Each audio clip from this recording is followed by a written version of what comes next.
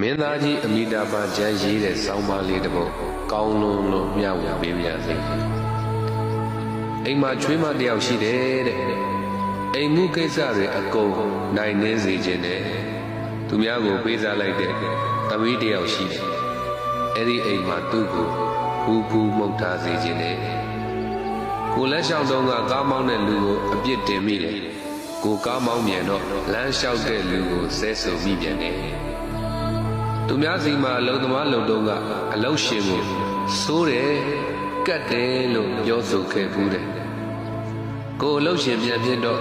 အလုံသမားတွေမကြိုးစားဘူးဆိုပြီးတော့ညူစုပြန်တယ်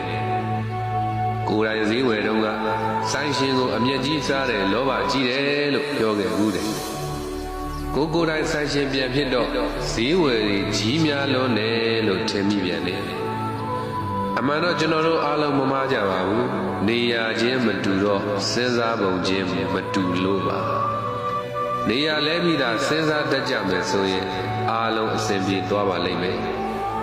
တခုခုလုပ်တော့မယ်တခုခုပြောတော့မယ်ဆိုရင်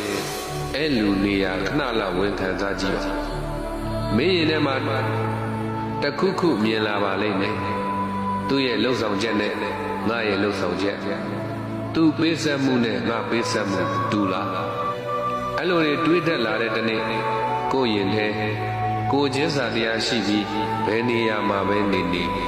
တတ်လာပါလိမ့်မယ်